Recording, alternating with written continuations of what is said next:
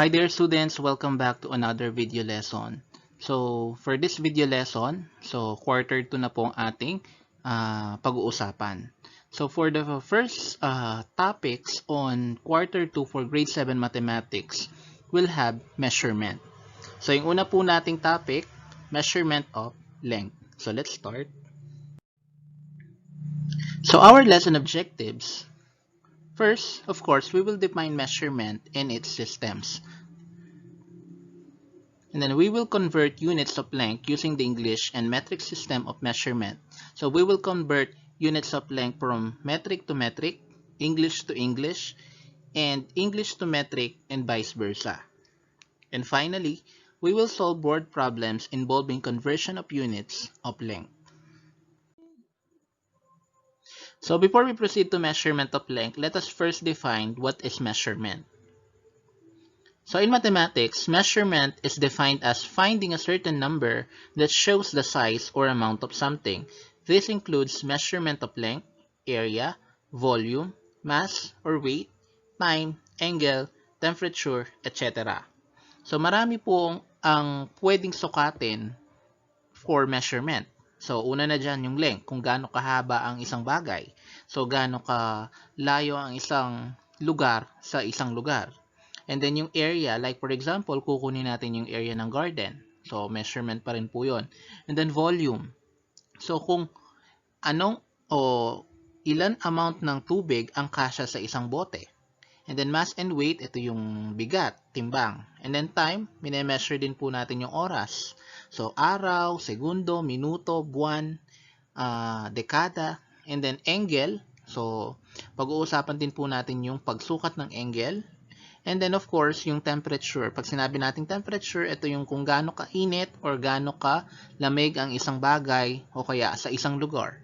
So, yan po ang mga topics about measurement na pag-uusapan natin sa mga video lessons na topics on quarter 2 of grade 7. So, after nating i-define yung measurement and then ano ba yung mga topic na pwede nating i-discuss about measurement, let's now proceed to systems of measurement.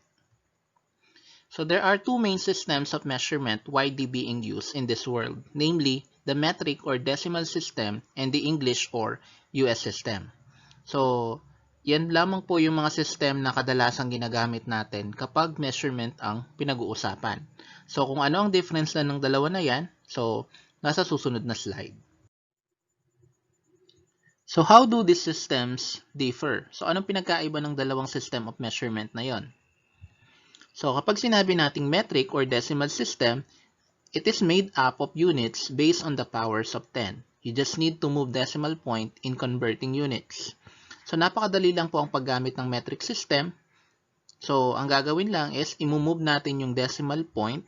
So depende kung ano yung mga given units. Maaring move natin yung decimal point to the left or to the right. Kapag naman English or US system, these systems do not have any relationship to each other. So, ang pinagkaiba ng English system sa metric system, so yung mga units sa English system, wala silang relationship. Hindi katulad ng metric system, magmumove lang tayo ng decimal point. So, mako-convert na natin yung units metric to metric. Okay? So, kapag kinonvert natin yung English to English na units, so hindi po natin pwedeng gamitin yung pag-move ng decimal point. So applicable lang po yun sa metric or decimal system. So what is measurement of length? So let us first define what is length. So length is the measure of how long a certain object or the distance from one point to another. So kapag length ang ating minimeasure, ibig sabihin, gaano kahaba ang isang bagay, so gaano kalayo ang isang tao sa isang tao, ang isang lugar sa isang lugar. So like for example, student's height. So minimeasure natin yung height ng isang estudyante. Length of a ballpen. So gaano kahaba ang isang ballpen. Length of teacher's table.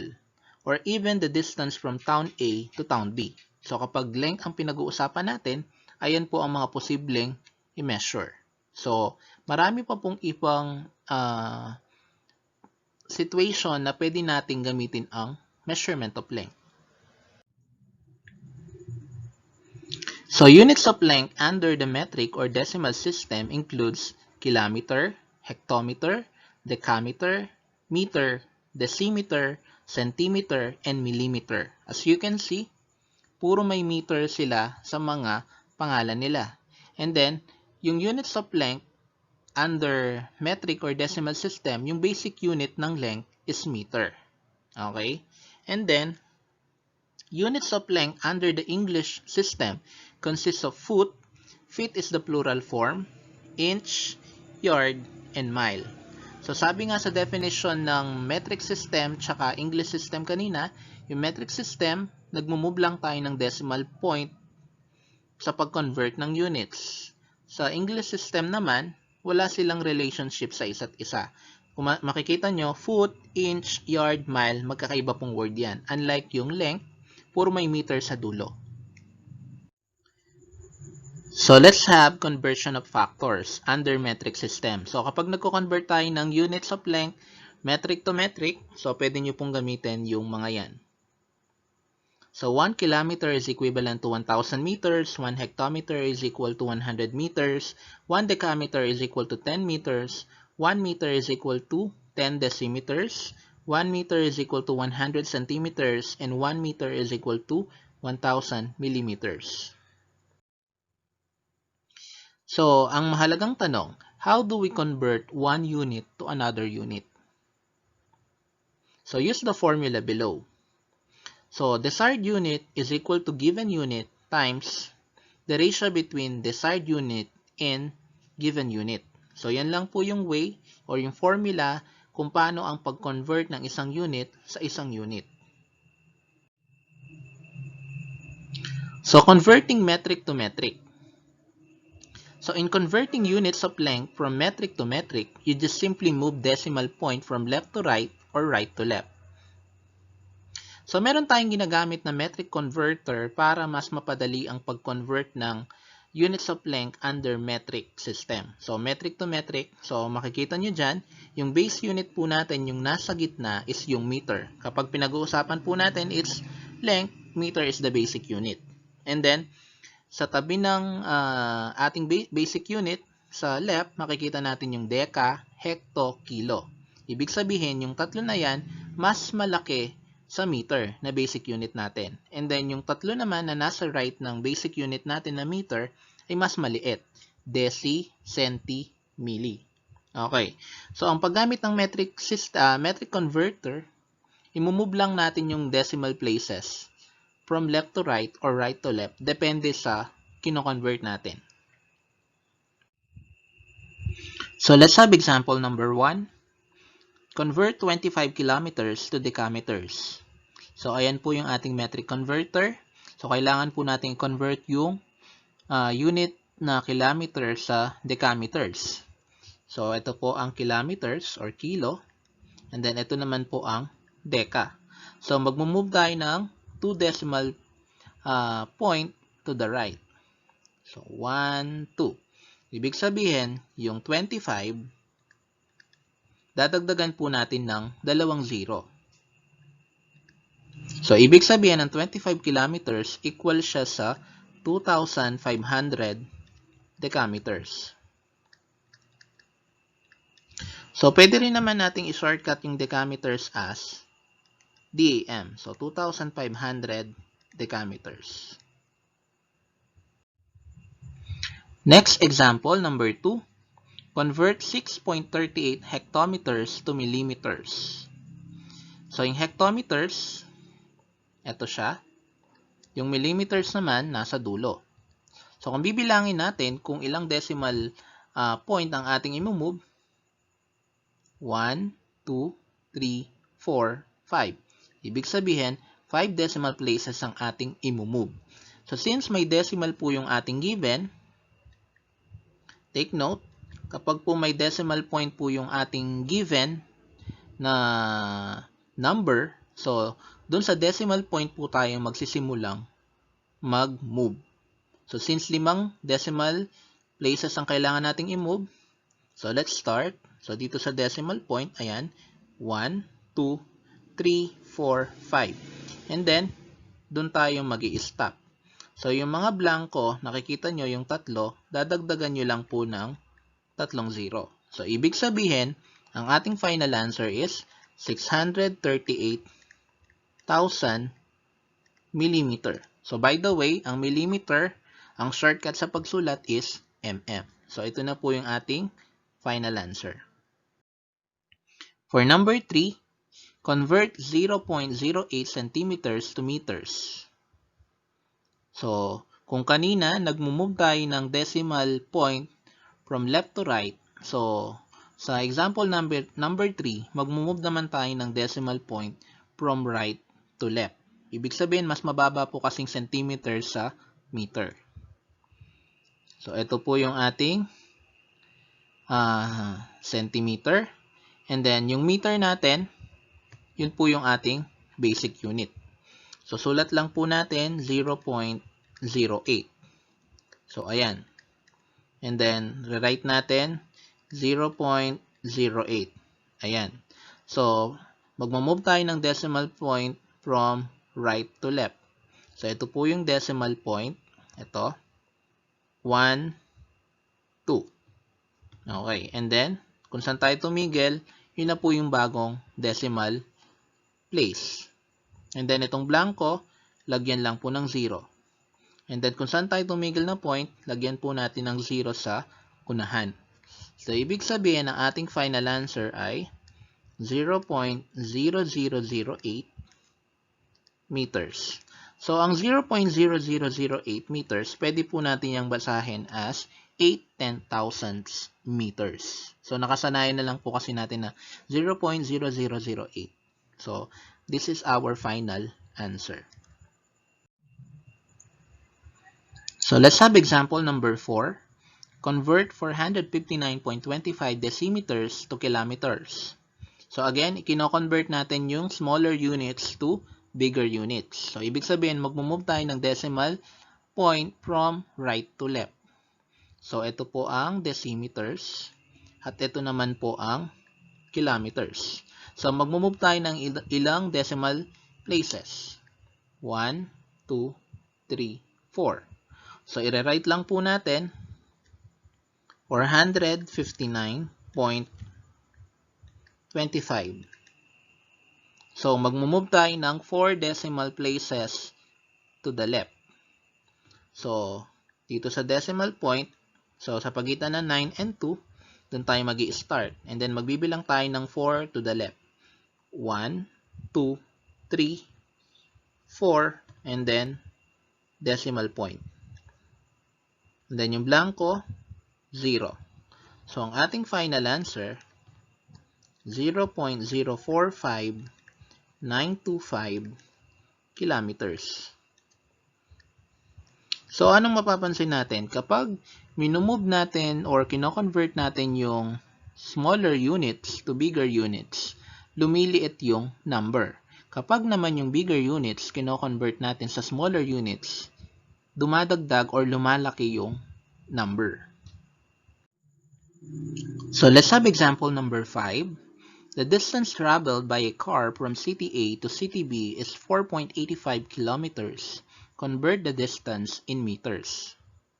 So, let's have the metric converter. So, kailangan natin i-convert yung distance from city A to city B na 4.85 kilometers into meters. So, ibig sabihin, kailangan nating mag-move ng decimal places to the right. So, kasi from bigger units, i-convert natin to smaller units. So, ilang decimal places ang kailangan nating i-move? 1, 2, 3. So, tatlo po. So, sulat lang natin 4.85. And then, yung decimal point sa pagitan ng 4 and 8, doon tayo mag-i-start. So, 1, 2, 3. So, doon po tayo ihinto. Lagyan po natin ng 0. So, our final answer will be 4,850 meters. Ano ang 4,850 meters na yan? Yan po yung distance na na-travel ng car from city A to city B. So let us now have the conversion factors under English system. So, apat po sila. 1 foot is equal to 12 inches, 1 yard is equal to 3 feet, 1 mile is equal to 1,760 yards, 1 mile is equivalent to 5,280 feet. So, para mas maintindihan nyo yung conversion factors under English system, so let's have examples. For number 1, how many inches are there in 6 feet? So, kailangan po natin i-convert yung 6 feet into inches. So, according to the conversion factors, so 1 foot is equivalent to 12 inches. So, para mas makita nyo yung solusyon, so ganito po siya. So, yung 6 feet, so 6 ft, so ft po yung shortcut for feet, imumultiply natin sa desired unit over given unit. So, sabi ko nga kanina, 1 foot is equal to 12 inches. So, since kino-convert natin siya into inches, yung 12 inches ang magiging numerator. And then, yung 1 foot, yung given unit, ang ating magiging denominator. Okay. So, paano malalaman kung mali ang sagot? Kailangan po, nakakancel po yung given unit. So, yung foot po, ang ating given unit dito. So, makikita nyo, feet, ayan, ft. Yung isa, nasa taas, sa numerator, yung isa dapat nasa denominator. Now, pwede natin yan i-cancel. Kailangan matira lang po is yung inches, yung ating desired unit. So, ang final step natin, imumultiply lang natin yung 6 sa 12 inches. So, 6 times 12, that is 72 inches. So, ibig sabihin, 6 feet is equivalent to 72 inches. Let's have example number 2. How many feet are there in 7.5 yards? So, according to the conversion factors, 1 yard or 1 YD, so YD naman po ang shortcut sa yard, is equivalent to 3 feet. So, sulat lang natin, 7.5 YD times 3 feet over 1 yard. Again, kailangan po may makakancel po tayo at ang matitira is yung ating desired unit. So, ika-cancel out po natin ng yards and then imumultiply po natin yung mga natira. So, 7.5 times 3 feet, that is 22.5 feet. Ibig sabihin, 7.5 yards is equivalent to 22.5 feet. For example number 3, how many miles are there in 7,920 yards? So for example number 3, so kailangan po nating i-convert yung 7,920 yards into miles. So according to the conversion factors, 1 mile o isang milya equals 1,760 yards. Ayan. So, sulat lang natin, 7,920 yards times 1 mile all over 1,760 yards. And then, ika-cancel natin yung yards. And then, multiply natin yung mga natira. So, pwede rin naman tayong mag-cancel out. So, may common factors naman ng 7,920 tsaka 1,760. Okay? So, pwede nating i-divide yan sa 10. So, kapag dinivide natin yan sa 10, mawawala po yung dalawang 0. So, ang matitira na lang po is 792 over 176. Again, meron pa rin naman po yung common factors. So, kapag dinivide po natin ng 792 sa 176, equal po yan sa 4.5 miles. So, 4.5 miles, pwede rin po natin yung isulat as 4 and 1/2 miles. So, according po yan kung ano po ang hinihingi ng problem. So, ibig sabihin po, 7,920 yards is equivalent to 4.5 miles or 4.5 miles. So, let's have example number 4. How many inches are there in 5 miles? So, according dun sa ating given conversion factors, 1 mile is equivalent to 1,760 yards. And equal din siya sa 5,280 feet. So, kung mapapansin nyo, wala po yung ating desired unit na inches. So, pwede pa ba natin yung i-convert? Pwede po. So, ang gagawin lang po natin, i-convert natin yung 5 miles into feet. And then, yung sagot natin doon, i-convert natin into inches. It's because 1 foot is equivalent to 12 inches. So, para mas malinaw yung sinabi ko, so isulat natin. So, 5 miles times 5,280 feet over 1 mile. Ayan. So, you can see, pwede natin i-cancel yung miles. And then, matitira yung feet. So, since ang hinahanap natin inches, kailangan pa rin po nating mag-multiply ng isa pa. So, that is 12 inches over 1 foot. Okay. Kung makikita nyo, pwede po natin i-cancel yung miles, pwede na po natin i-cancel yung feet, and then matitira po dito is yung desired unit natin na inches. So, cancel natin, miles, feet, ayan. So, since yung denominator, puro 1 lang po yan, i-multiply lang po natin yung mga natira sa numerator. So, that is 5 times 5,280 times 12 inches. So, our final answer will be 316,800 inches. Okay. So, ayan. 5 miles is equivalent to 316,800 inches. So, let's have example number 5. Mount Everest is located between Nepal and Tibet region of China. Is considered as the highest mountain in the world, whose altitude is 29,029 feet. Convert the mountain's height into miles.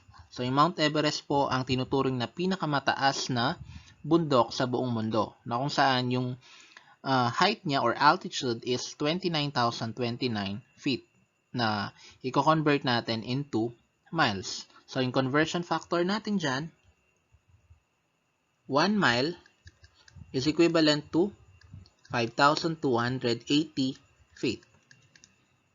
So, sulat lang natin, 29,029 feet times 1 mile over 5,280 foot. And then, multiply lang natin 29,029 times 1, that is 29,029 all over 5,280. And then, makakancel nga po yung feet, matitira po yung mile. So, kapag dinivide po natin ang 29,029 sa 5,280, so, approximately equal po siya sa 5.50 miles. So, bakit approximate? It's because hindi naman po kasi divisible yung 29,029 sa 5,280. So, ibig sabihin, yung 29,029 feet na altitude or height ng Mount Everest is approximately equal to 5.50 miles. So, after nating mag-convert ng units of length from metric to metric, English to English, so yung last topic natin, magko-convert naman tayo ng metric to English, tsaka English to metric. So, ito yung mga conversion factors. 1 inch is approximately equal to 2.54 centimeters. 1 meter is approximately equal to 39.37 inches. 1 meter is approximately equal to 1.09 yards. And 1 mile is approximately equal to 1.609 kilometers. So as you can see, wala pong equal sign po dyan. It's because approximate value lang po. So tansya lang. Estimate. So let's have example number 1. Convert 16 inches to centimeters. So according to the conversion factors, 1 inch is approximately equal to 2.54 centimeters. So paano natin yan i-convert? So sulat lang natin 16 inches times yung ating desired unit. So that is 2.54 centimeter, and that is approximately equal to 1 inch. Ayan. So, and then, pwede natin i-cancel dyan yung inches. Matitira yung ating desired unit na centimeters. So, and then, we multiply 16 and 2.54. So, upon multiplying, our answer is 40.64 centimeters. Ibig sabihin, 16 inches is approximately equal to 40.64 centimeters. Next example, convert 45 meters to yards. So according to the conversion factor, 1 meter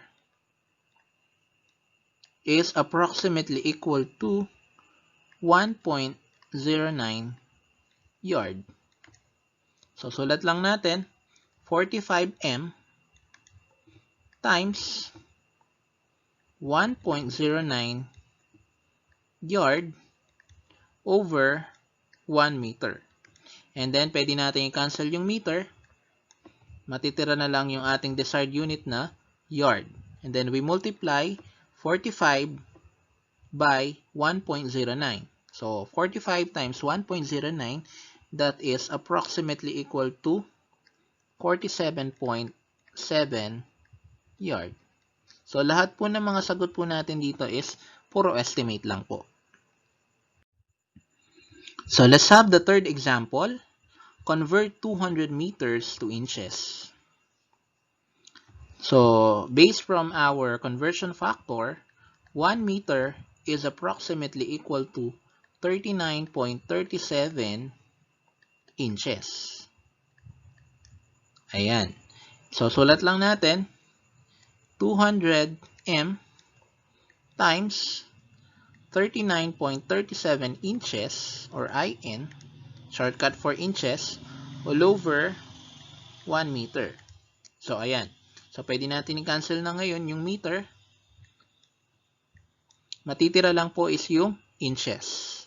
So 200 times 39.37 inches, that is equal to or approximately equal to 7,874 inches.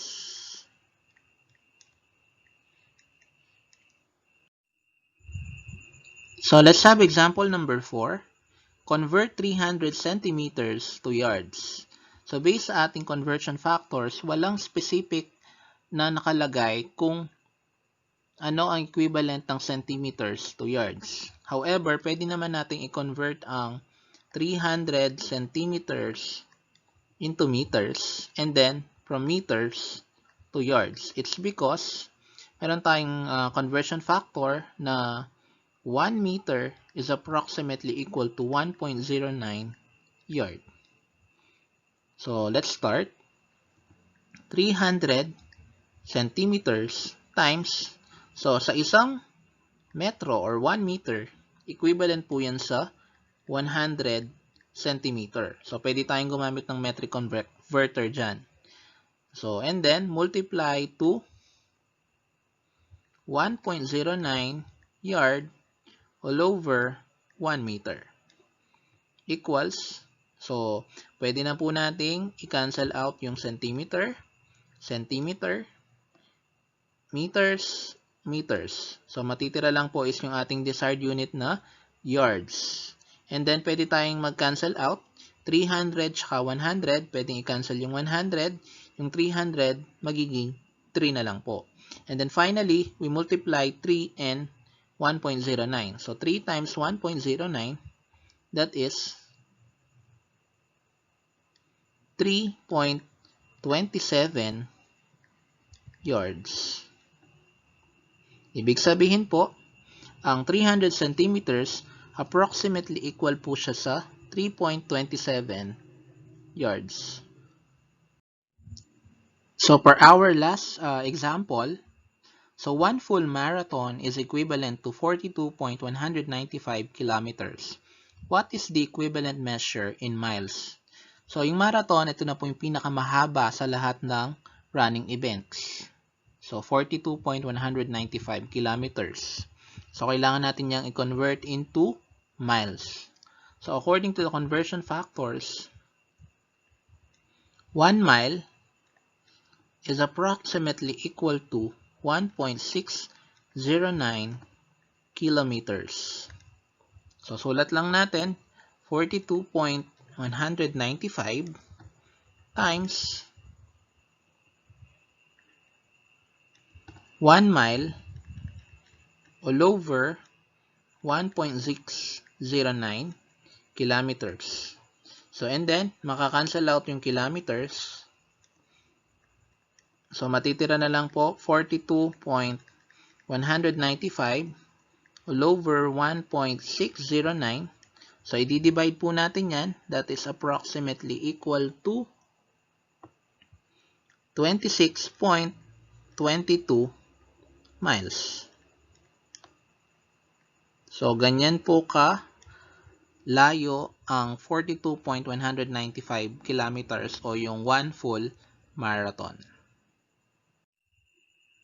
So, after natin i-discuss yung measurement and then yung measurement of length, so our next video lesson will be measurement of mass and weight.